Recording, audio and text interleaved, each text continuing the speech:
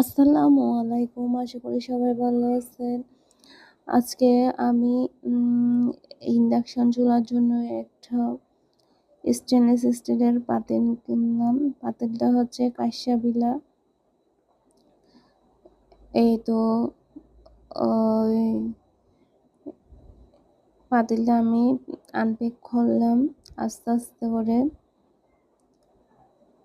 এই মার্কেট থেকে কিনলাম। আমি সরাসরি মার্কেটে গিয়ে অনলাইনে অনেকগুলো দেখছি, কিন্তু যেগুলো ভালো লাগে না তাই এই অফলাইনে গিয়ে কিনলাম।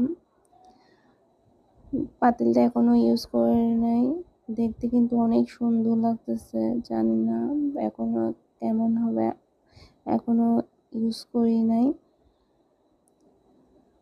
এই পাতিলগুলা কে কে কিনছেন একটু কমেন্ট করে বলবেন কিভাবে রান্না করতে হয় এই পাতিলগুলাতে।